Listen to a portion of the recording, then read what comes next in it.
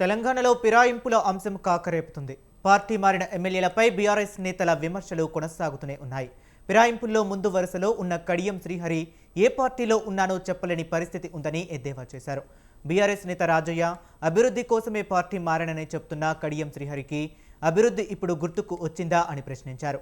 ఫిరాయింపుల అంశంపై సుప్రీంకోర్టు ఇప్పటికే డైరెక్షన్ ఇచ్చిందని, స్పీకర్ సరైన నిర్ణయం తీసుకుని రాజ్యాంగాన్ని పరిరక్షించాలని కోరారు.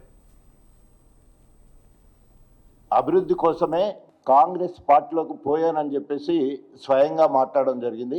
అభివృద్ధి ఇప్పుడు గుర్తొచ్చిందా? 10 సంవత్సరాలు టీడీపీలో క్యాబినెట్ మంత్రిగా, మళ్ళీ బీఆర్ఎస్ పార్టీలో ఉప ముఖ్యమంత్రిగా, ఎంపీగా, 2 సార్లు ఎమ్మెల్సీగా, మళ్ళీ ఎమ్మెల్యేగా కూడా గెలిచినావు. దాదాపు 15 సంవత్సరాలు క్యాబినెట్ మంత్రిగా ఉన్నావు. తర్వాత 2 సార్లు ఎమ్మెల్సీలా కూడా ఉన్నావు. ఇన్ని పదవులలో చేయని అభివృద్ధి మరి ఇప్పుడు ఏమి అభివృద్ధి చేద్దామని వచ్చినా ఒకటన్నా ఉందా అంటే, రాష్ట్రంలో కానీ జిల్లాలో కానీ లేదా గణపూర్ నియోజకవర్గంలో కడియం మార్క్ అనేది ఎక్కడ కూడా కనిపించదు.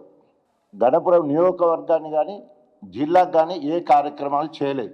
ఫిరాయింపు పాల్పడ్డ ఎమ్మెల్యేలు కనీసం నోటీస్ కూడా ఇవ్వలేదు స్పీకర్ గారు. దాన్ని మరి సుప్రీంకోర్టు తప్పుపట్టింది. వారికి ఇంకా సమయం ఇవ్వద్దు, వెంటనే వారి మీద చర్య తీసుకోవాలని చెప్పేసి. తప్పకుండా రాజ్యాంగాన్ని పరిరక్షించాల్సిన బాధ్యత స్పీకర్ గారికి ఉంది.